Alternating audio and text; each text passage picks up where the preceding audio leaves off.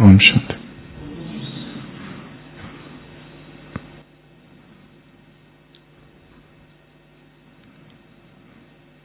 America के एक मनोचिकित्सक ने एक प्रयोग कभी किया था। एक सिनेमा घर में लोग फिल्म देख रहे थे। आधा घंटा हो चुका था। उस मूवी को देखने में लोग तल्लीन थे। अचानक सभा में बैठे किसी व्यक्ति ने जोर से आवाज की, आग आग आग। वो व्यक्ति इसी मनोचिकित्सक द्वारा बिठाया गया था और उसे पूर्व निर्देश दिए गए थे कि आधा घंटा होते ही जोर से चिल्लाना, आग आग आग। फिल्म चालू थी और वो व्यक्ति चिल्लाया और जैसे ही चिल्लाया भगदड़ में मच गई। लोग इधर उधर भागने लगे, आवाज करने लगे, चिल्लाने लगे। सिनेमा गृह का जो मैनेजर था उसने चिल्ला चिल्ला के कहा कि कोई आग नहीं है, परंतु लोग उसे सुनने को तैयार नहीं थे और चारों तरफ स्टैम्पिड। लोग भागने लगे, दरवाजे तोड़ने लगे, एक दूसरे को कुचलने लगे।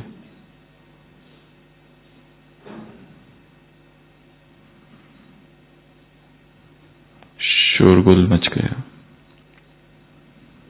लोगों ने किसी को नहीं देखा, केवल सिनेमा गृह से बाहर निकलने की कोशिश सभी करने लगे और जब सब बाहर आ गए तब उनको यकीन हुआ कि कोई आग नहीं है।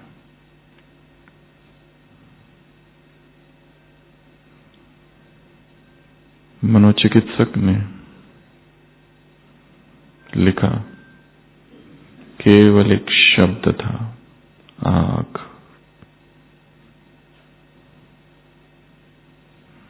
उस एक शब्द ने इतनी हलचल पैदा कर दी। लोगों ने इसकी पुष्टि भी नहीं की, केवल कानों में शब्द पड़ा, आग, और अफरा तफरी मच गई।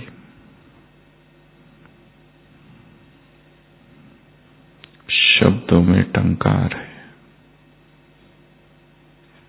एक शब्द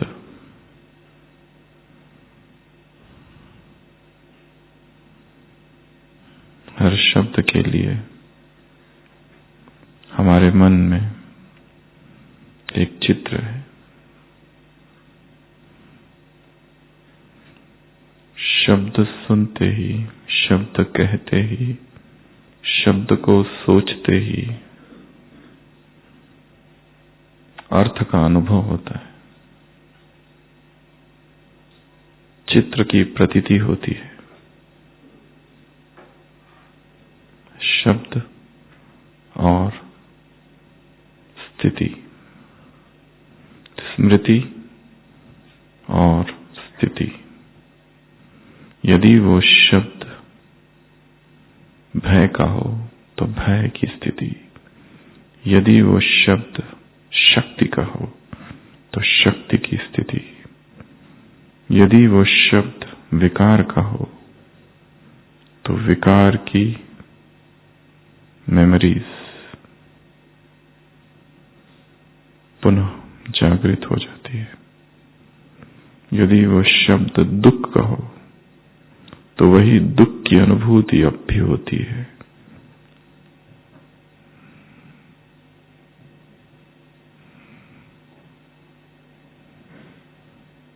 ऐसा ही एक शब्द आज की मुरली में है,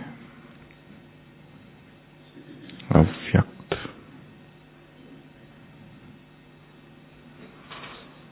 मुरली 18 जनवरी की है,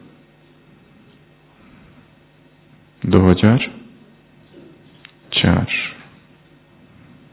और अभी एक साल पहले 2024 में 18 जनवरी में रिकॉर्डेड वीडियो इसी मुरली का प्ले हुआ था 2023 में।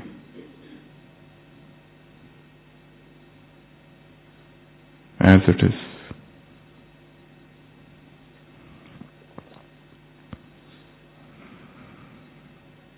आज की मुरली में बाबा ने एक ड्रिल कराई है। कौन से ड्रिल? कौन से ड्रिल?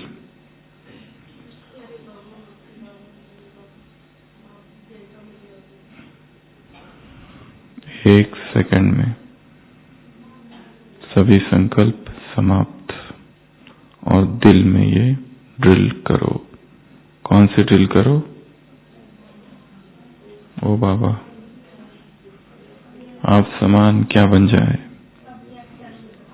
अव्यक्त रूप धारी बन जाए।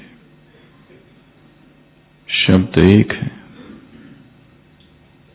एक अव्यक्त शब्द के कई अर्थ है। अव्यक्त अर्थात जो दिखाई नहीं देता, जो व्यक्त नहीं, जो प्रकट नहीं। इसके 9 अर्थ है। पहला, अव्यक्त अर्थात शरीर से परे, निर्लेप।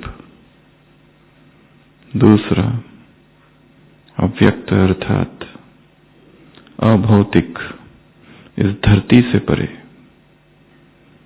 तीसरा, अव्यक्त अर्थात सूक्ष्म, जो स्थूल नहीं है, जो अत्यंत सूक्ष्म है। चौथा, अव्यक्त अर्थात स्थिर, अचल, अडोल, स्थितप्रज्ञ। पांचवा, अव्यक्त अर्थात बंधन मुक्त, जहां कोई बंधन नहीं है, न शरीर का, न धरती का, न तत्वों का, न कर्म का। छठवा, अव्यक्त अर्थात प्रकाशमान, लाइट, लाइट ही लाइट।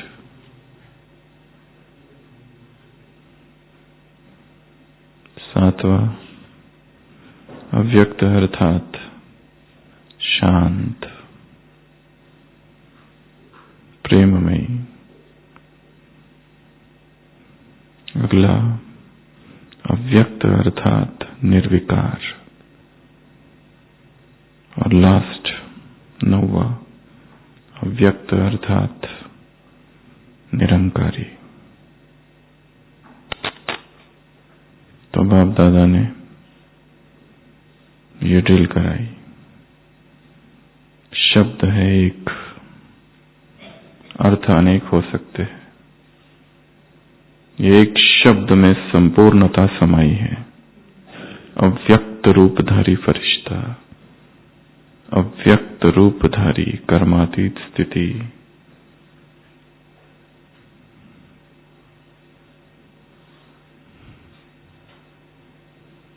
तो सभी स्थिर और बाबा की ये ड्रिल हम सब करेंगे। मैं अव्यक्त रूपधारी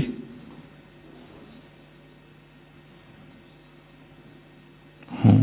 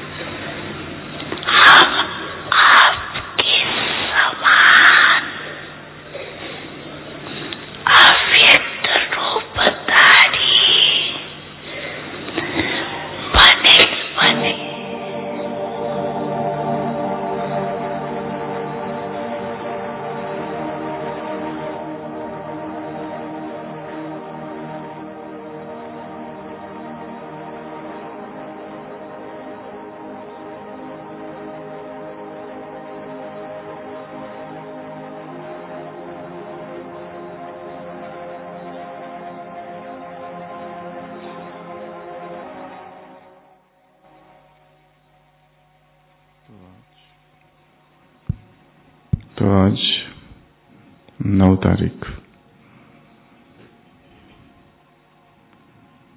इस मुरली से हम 9 बातें देखेंगे। एक व्यक्ति सुबह सुबह उठा, उत्साहित, उसका मूड बहुत अच्छा था। वो बालकनी में आया, घड़ी देखी, 9 बजे थे। वास्तव में घड़ी बंद हो चुकी थी रात को ही। मौसम बहुत अच्छा था। उसने तापमान देखा, 9 डिग्री सेल्सियस। उसे लगा क्या संयोग है।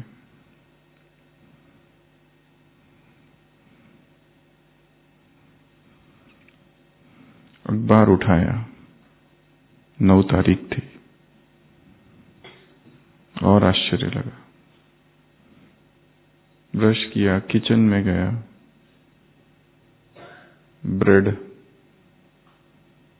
खाने लगा, देखा ब्रेड की बैग में 9 स्लाइस है। उसे और आश्चर्य लगा कि आज कुछ विशेष होने वाला है। थोड़ी देर में उसके घर में कुछ लोग आए, मंदिर समिति के चंदा लेने। वो 9 लोग थे। उसे लगा पक्का आज तो कुछ विशेष होने वाला है। इतने सारे संयोग। अखबार पढ़ने लगा। अखबार में एक खबर थी, 9th हॉर्स रेस थी, घुड़दौड़, 9वें नंबर की। उसे लगा कि कितना आश्चर्य, इतने सारे संयोग। और उसमें जो 9वें नंबर का घोड़ा है उसका नाम है नाइनर। 9th नंबर का जो घोड़ा है हॉर्स रेस का, उसका नाम है नाइनर। वो सोचने लगा, हो ना हो ये सारे संकेत मेरे लिए है और कुछ तो विशेष होने वाला है।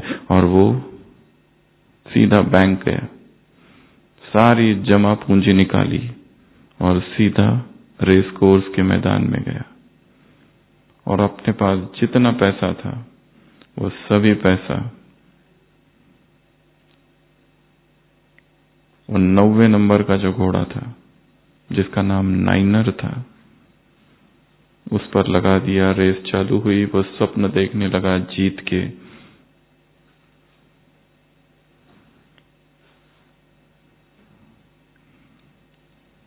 रेस समाप्त हुई और घोषणा हुई, 9th रेस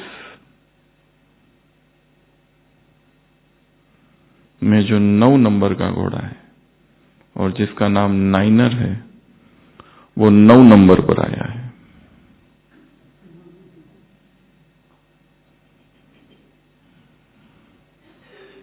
संकेत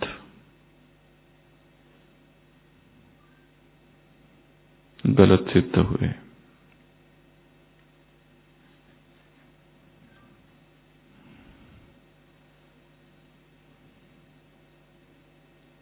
जब तक हम अव्यक्त स्थिति में स्थित नहीं, तब तक हम प्रकृति के संकेत कैच नहीं कर सकते। हर चीज, हर वस्तु, हर घटना, हर व्यक्ति, हर परिस्थिति कोई न कोई सूक्ष्म संकेत हमें दे रही है। परंतु मन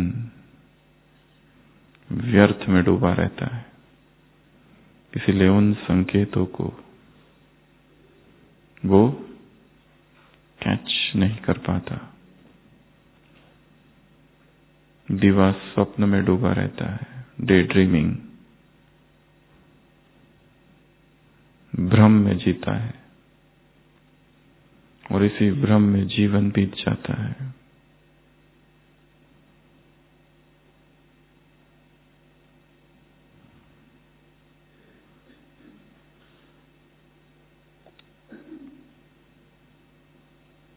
जितनी स्थिति सूक्ष्म होगी, अव्यक्त के 9 अर्थों में एक अर्थ क्या था? अव्यक्त अर्थात सूक्ष्म। सूक्ष्म स्थिति ही सूक्ष्म संकेतों को ग्रहण कर सकती है, कैच कर सकती है।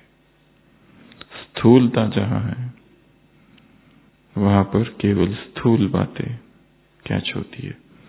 परिस्थितियों को व्यक्त दृष्टि से देखते ही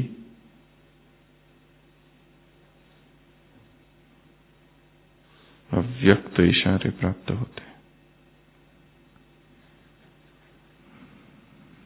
तो आज की तारीख 9। टेम्परेचर कितना है? 9 तो नहीं है?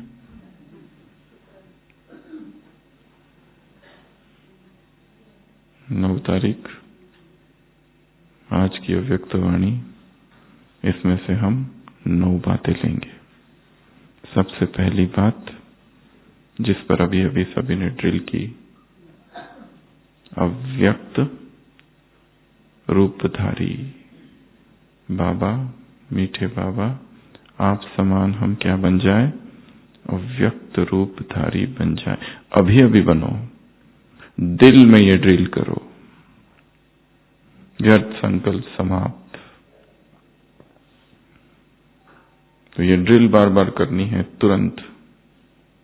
और अव्यक्त शब्द एब्स्ट्रैक्ट वर्ड है, और एब्स्ट्रैक्ट वर्ड की कोई इमेज नहीं बनती है। अव्यक्त अर्थात अमूर्त, इसके लिए उसकी कोई इमेज बनानी पड़ेगी। एक अर्थ बताया सूक्ष्म, एक अर्थ बताया निर्लेप, शरीर से परे, एक अर्थ बताया अभौतिक, इस दुनिया से परे, अडोल, निर्बंधन। ऐसा एक चित्र बनाना होगा खुद का, प्रकाशमान, निरंकारी, निर्विकारी।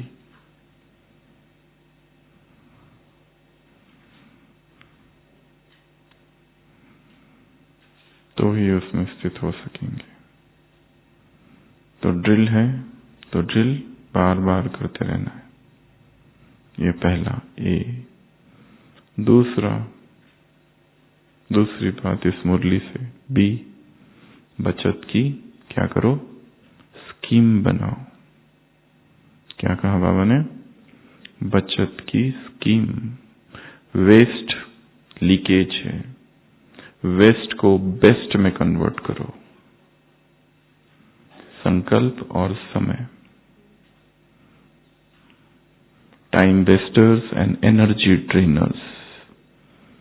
कौन सी बातें हैं जो हमारे समय को व्यर्थ करती है, और कौन सी बातें हैं जो हमारी ऊर्जा को खींच लेती है।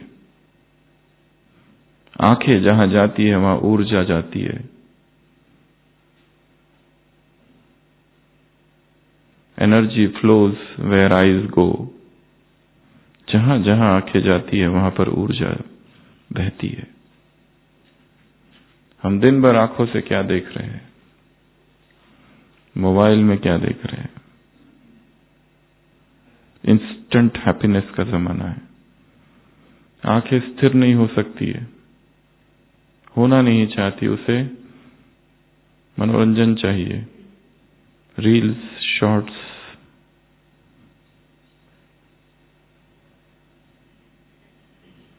क्यों फंसते हैं लोग उसमें? क्योंकि उसमें बदलता है। एकाग्रता नहीं है, इसलिए व्यर्थ, लीकेज। वेस्ट को बेस्ट करो, स्कीम बनाओ, बजट बनाओ, प्लानिंग करो। टाइम कहाँ वेस्ट होता है और संकल्प कहाँ वेस्ट होते हैं? थॉट्स किधर भागते हैं? पास्ट में, फ्यूचर में। क्या मैंने किया और क्या मुझे करना है? बाहर बहुत कुछ पा लिया, परंतु भीतर खालीपन है।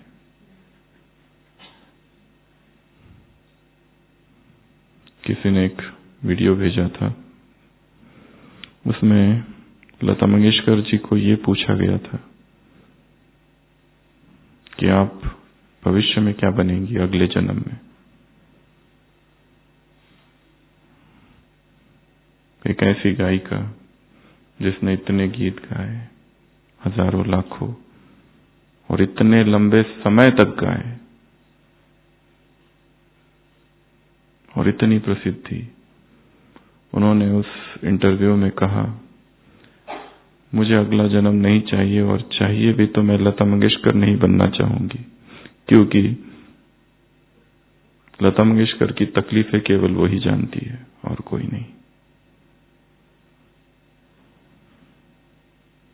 सेम आइंस्टाइन ने भी कहा था कभी कि मुझे नहीं पता था कि मैं जो खोज करूंगा, द लॉ ऑफ रिलेटिविटी, उससे इतनी बड़ी तबाही हो जाएगी, पूरा हिरोशिमा और नागासाकी शहर के शहर बर्बाद हो जाएगा मेरी इस खोज से।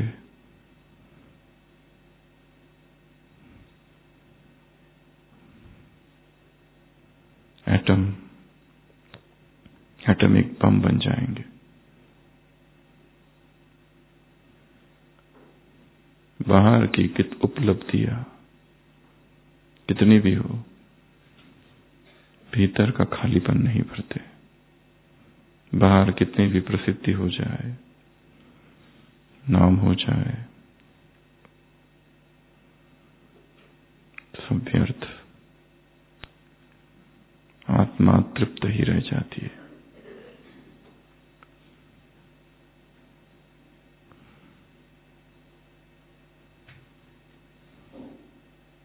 तो दूसरा, बचत की स्कीम। भगवान की दृष्टि में जिसे हम अच्छा मान रहे वो व्यर्थ है। व्यर्थ क्या और समर्थ क्या, नित्य क्या और अनित्य क्या, ज्ञान क्या और अज्ञान क्या, प्राप्ति क्या और अप्राप्ति क्या, सार क्या और असार क्या, सत्य क्या और मिथ्या क्या, इसे देखने की और जानने की दृष्टि, विवेक, तीसरा नेत्र जो देख ले, ये व्यर्थ है। सब कुछ तो किया 10 साल, 20 साल, 30 साल, 40 साल में, फिर भी खालीपन क्यों है? अध्यात्म के ही क्षेत्र में किया, पुरुषार्थ भी किया, फिर भी why this emptiness? Why? इसका उत्तर हम स्वयं ही स्वयं को दे सकते हैं। एक ईश्वर के अतिरिक्त, एक परमात्मा के अतिरिक्त सब मिथ्या है। उसकी ओर बढ़ने के लिए हमने कितने कदम उठाए।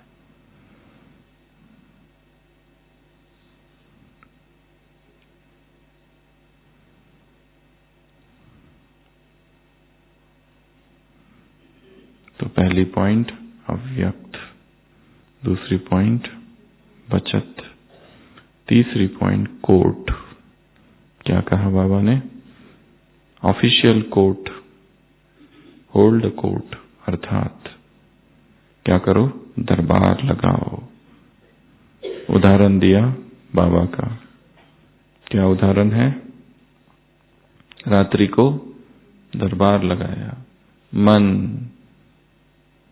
संस्कार, ऑर्डर पर चलो। क्या कर रहे हो? कहां भाग रहे हो? किस ओर जा रहे हो? क्या चाहिए तुमको? आंख, कान, मुख, पैर, किस ओर जा रहे हैं पैर? व्यर्थ का संग। योग करने जा रहे हैं, कोई मिल गया और टर्न हो गए। सोचा मुरली पढ़ेंगे, छुट्टी है, कोई आ गया और उसके साथ व्यर्थ की बातें।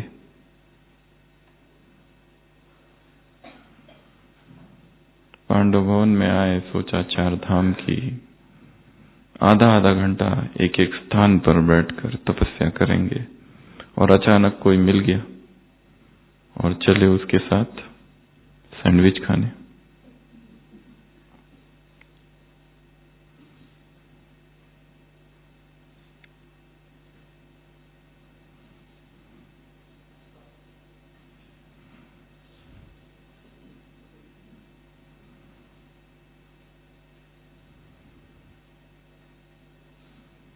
Hold court. क्या करो? ऑफिशियल दरबार लगाओ। Self checking. आंखों ने क्या देखा, कानों ने क्या सुना, मुख ने क्या बोला, क्या स्पर्श किया इस त्वचा ने।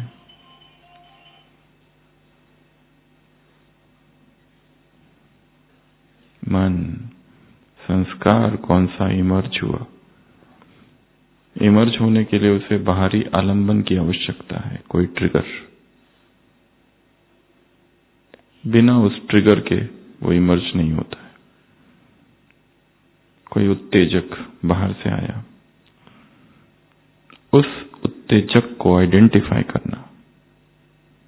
टू आइडेंटिफाई द ट्रिगर, जिसकी वजह से वो विकारों की मेमोरीज सरफेस पर आ गई। वो ट्रिगर आया, नहीं तो वो दब चुकी थी। जैसे उसे कोई उत्तेजक मिला, वो ऊपर आ गई और हावी हो गई, गिरा दिया और फिर नीचे चली गई, परंतु गिरा कर गई। सेंसुअल ट्रिगर्स, इमोशनल ट्रिगर्स,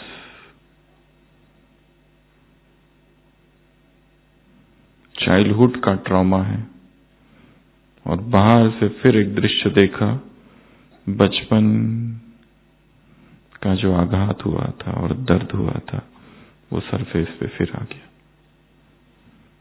सब कुछ ठीक चल रहा था, ये कहां से आ गया पता नहीं। अपने ट्रिगर्स को आइडेंटिफाई करना। सेंसिटिव नेचर, चंचल मन, रूठना, नाराज होना, रोना, भावनाओं में बहना, ये कितने बड़े रोग हैं। अटेंशन सीकिंग, सब मेरी तरफ ध्यान दे, किसी व्यक्ति की तरफ आकर्षित हो जाना, प्रभावित हो जाना।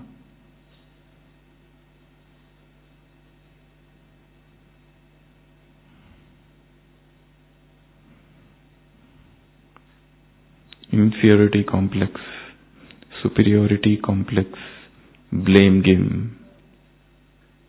तुमने किया। फील करना डीपली छोटी छोटी बातों को, और गहराई में समाना, वस्तुओं को, चीजों को, यादों को पकड़ के रखना। तुमने मुझे ऐसा कहा था, तुम्हारी वजह से मैं दुखी हूं। ब्लेम, कंप्लेंट, रूसना, रूठना, नाराज होना, चंचल मन, भटकना, डिस्टर्ब हो जाना, इंसल्ट सहन न कर सकना, कमेंट्स दुख देते हैं। ये सभी तो रोग है। अटेंशन सीकिंग सबसे बड़ा रोग है। लोग मेरी तरफ देखे, मुझे सुने, मेरी महिमा करे, मुझे कुछ हो जाए तो पूछे, ध्यान रखे, मिलने आए, बीमार है तो फूल लेकर आए हॉस्पिटल में, पूछे कैसे है। अटेंशन सीकिंग महारोग है।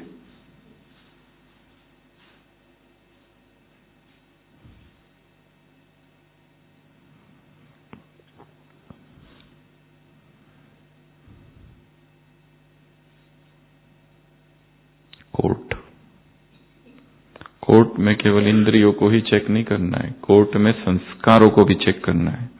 कौन सा संस्कार सारे दिन भर अचानक उभर कर आया और दुखी बनाकर, भागकर, धक्का देकर चला गया। क्योंकि आज अगर आया तो फिर आएगा, क्योंकि वो छिपा हुआ है।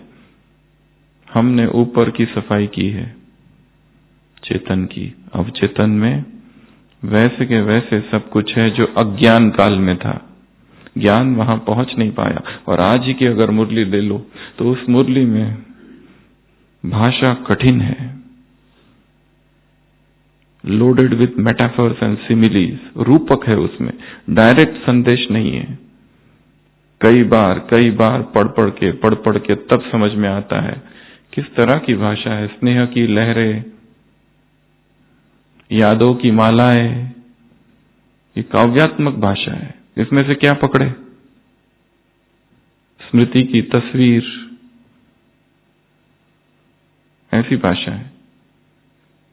दिल में गीत पकड़ में नहीं आती है। ये तो काव्यात्मक, हाईली फिलोसॉफिकल, पोएटिकल लैंग्वेज है मुरली की। इसको पकड़ना कठिन काम है, जब तक बहुत ज्यादा इंटरेस्ट नहीं है। कई बार पढ़ते नहीं है, लिखते नहीं है, नहीं तो ये केवल एक औपचारिकता है। बस गए, बैठे, मुरली सुनी, क्लास पूरा हुआ, वापस आ गए, नोट्स बनाए, डायरी में रखे हैं। क्या है कुछ पता नहीं, क्योंकि वक्ता बहुत ऊंची अवस्था में सब बोल रहा है। ऑडियंस यहां है, वक्ता यहां है। कैसे मैच हो?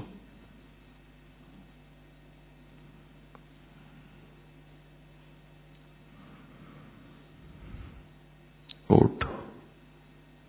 अगला डी, दर्पण। क्या कहा? बाप से बच्चे पूछते हैं कि हम भविष्य में क्या बनेंगे, हमें चित्र दिखाओ। तो बाबा ने क्या कहा? ये दर्पण में खुद देख लो। This is the mirror, see into it. कौन सा दर्पण है? स्वराज्य अधिकार का दर्पण। कितने स्वराज्य अधिकारी बने, कितनी ruling power and RP NCP controlling power आई है। उस आधार पर खुद ही देख सकते हो। राजा, रॉयल फैमिली, प्रजा, साधारण प्रजा, what face, self control, self restrained।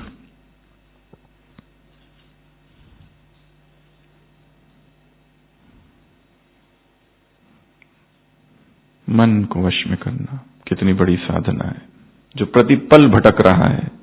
अभी अभी यहां, अभी अभी वहां, अभी अभी यहां, प्रतिपल घटनाओं से, व्यक्तियों के शब्दों से प्रभावित हो रहा है। उसे अव्यक्त अर्थात अचल स्थिति में रखना। दोष देखना चाहता है, गुण नहीं दिखते उसे, इंटरफियर करना चाहता है।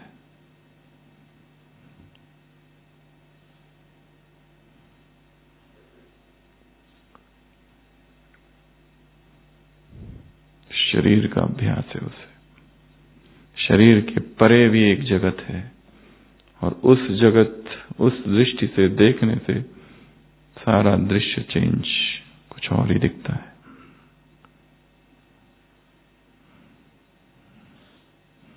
शास्त्रों में दिखाया है, सुखदेव का जन्म हुआ, जन्मते ही बड़ा दिखाया है और चलने लगा। उसके पिता उसके पीछे भाग रहे। व्यास, वो जा रहा है, कुछ स्त्रियां हैं, स्नान कर रही है, वो उनके सामने से चला गया। व्यास देव आते, उनको सबको लज्जा आती है। व्यास उनसे कहता है कि मैं तो इतना बूढ़ा हूं, मुझे देखकर तुम्हें लज्जा आ रही, और मेरा पुत्र जो अभी अभी यहां से गया, तब तुमने कुछ नहीं किया। तम सर्वभूत हृदयम मुनिमान तोस्मी। वो कहती है, वो सुखदेव है, वो उस परम अवस्था को प्राप्त हो गया है कि जिसमें देहभान है ही नहीं। उसे पता ही नहीं ये स्त्री है, ये पुरुष है। उस आइडेंटिटी से, तदात्म, शरीर के तदात्म से ऊपर उठ गई है दृष्टि। ये स्त्री, ये पुरुष, ये अलग वो अलग, लस्ट तो है ही नहीं।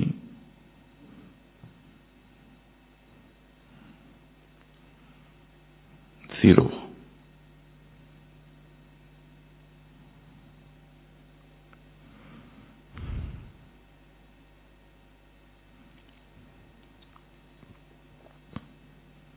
दर्पण, क्या करो? दर्पण में देखो। स्वराज्य अधिकारी, रूलिंग पावर, कंट्रोलिंग पावर कितनी है, कितना खुद को कंट्रोल कर सकते हैं।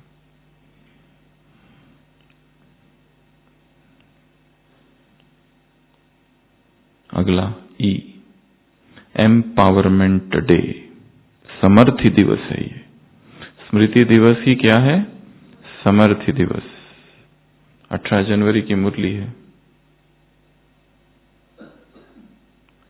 ब्रह्मा बाप क्या कर रहे हैं तुम्हारे सिर पर? क्या कर रहे हैं? क्या कर रहे हैं? क्या कर रहे हैं? मुरली सुनी है ना?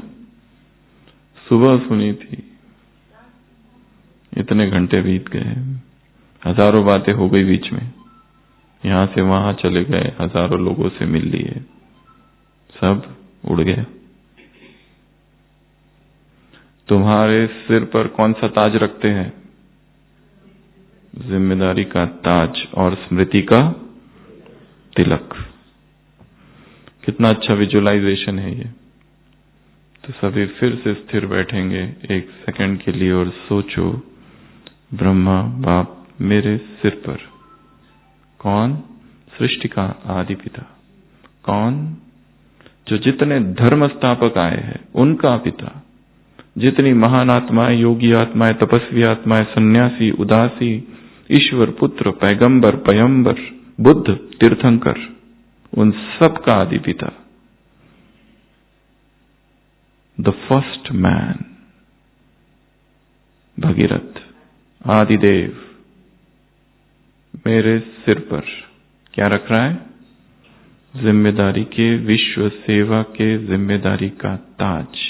और क्या दे रहा है? स्मृति का तिलक। आंखें बंद और विजुलाइज करेंगे कि ब्रह्मा बाबा मेरे सामने खड़े हैं,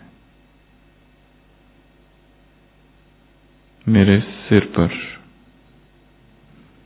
विश्व सेवा के जिम्मेदारी का ताज रख रहे हैं। ताज चमक रहा है, हीरो से जड़ित ये ताज है। और एक तिलक दे रहे,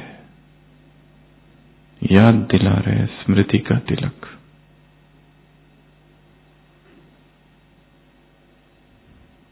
विजुलाइज, इमेजिन।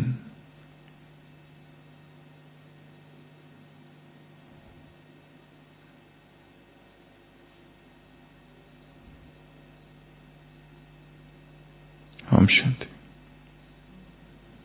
तो समर्थी दिवस, स्वयं करण करावन हार बने, हमें करणहार बनाया। एफ, अगला पॉइंट, फ्रीडम। पिंजरा खुल गया और पंछी उड़ गया। क्या कहा? पिंजरा खुल गया, पंछी उड़ गया। सडन, अचानक होगा। तुम्हारा अंत और सृष्टि का अंत अचानक, दोनों। अभी भी जिंदा है, कल सुबह हम रहेंगे या नहीं रहेंगे इसकी कोई गारंटी नहीं है। मनुष्य शरीर कितना दुर्बल है, कितने रोग इसमें होते रहते हैं। कोई कितना भी सुंदर हो, कितना भी चेहरा सुंदर हो, बुढ़ापा आएगा जरूर। दांत गिरेंगे, बाल सफेद होंगे, कानों से सुनाई नहीं देगा, पीठ झुकेगी, बुढ़ापा, मृत्यु, कोई कितना भी अच्छा हो, मृत्यु से नहीं बच सकता। जन्म मृत्यु जरा व्याधि दुख दोषानुदर्शनम।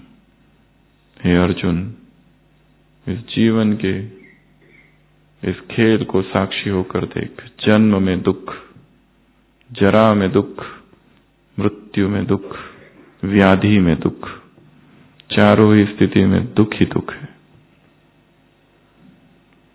किसका अभिमान, कैसा अभिमान, कौन सा अभिमान, कैसी अकड़।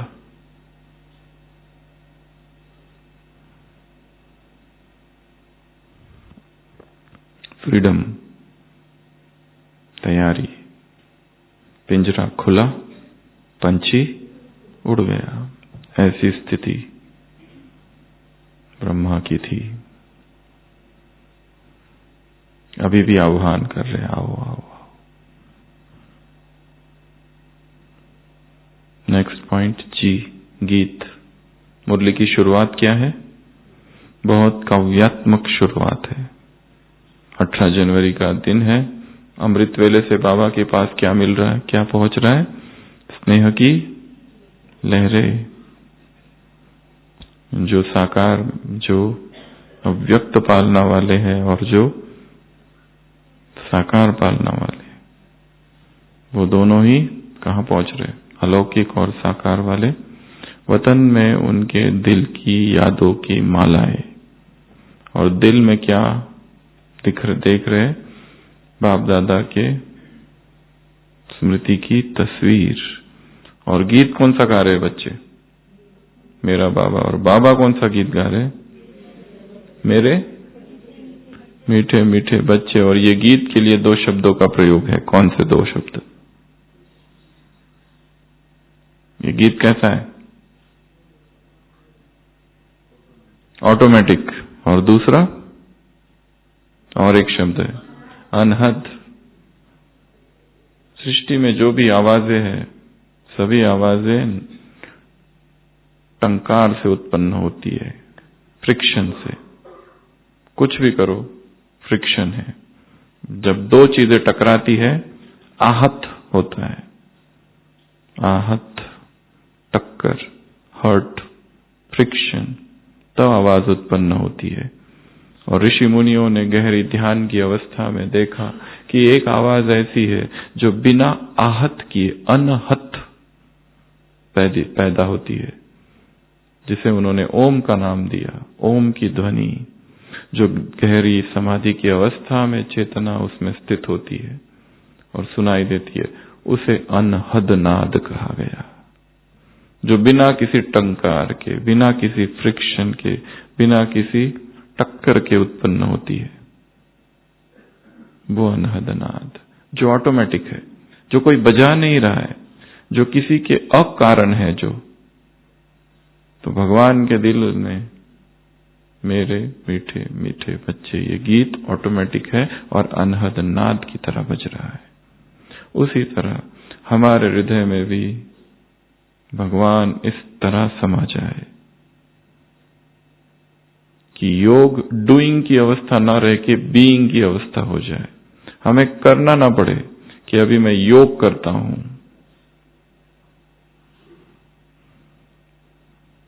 निरंतर प्रतिपल योग में ही है।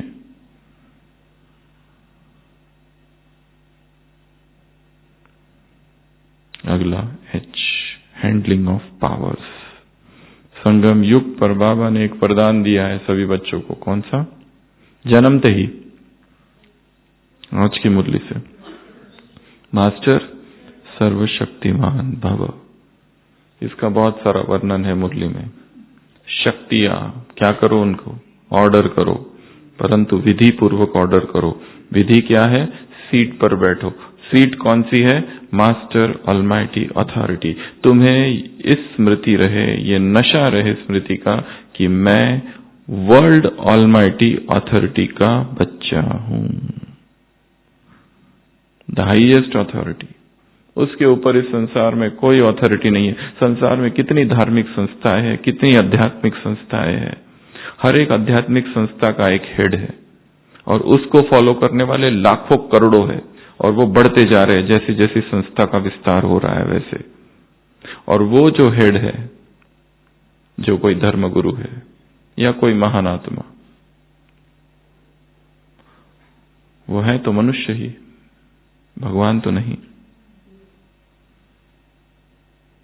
परंतु उनके फॉलोअर्स को कितना नशा है, कितनी उनकी दृढ़ धारणा है, मरने मिटने को तैयार है। जबकि जिसको वो फॉलो कर रहे उसने भी पुनर्जन्म ले चुका है वो, और शायद उन्हीं के बीच में है। जैसे क्राइस्ट के लिए कहते हैं वो कहीं ना कहीं पोप होगा, उसी धर्म में जो भी धर्म स्थापक जन्म कहाँ लेते हैं, उसी धर्म का उद्धार करने फिर नीचे आते हैं।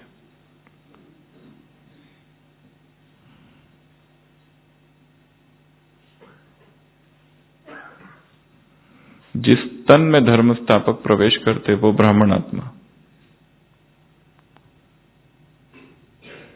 और जिस तन में धर्म स्थापक की आत्मा प्रवेश करती है बाद में,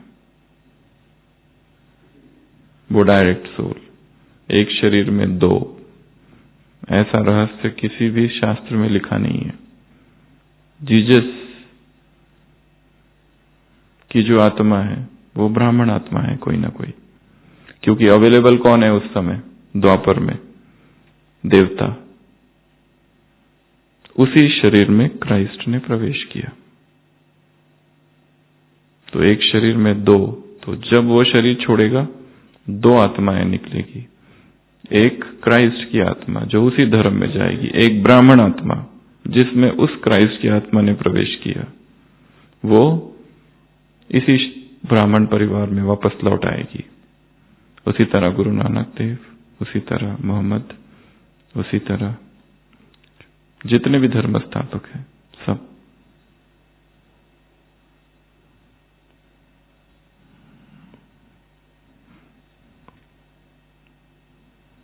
हैंडलिंग ऑफ पावर्स, क्या कहा?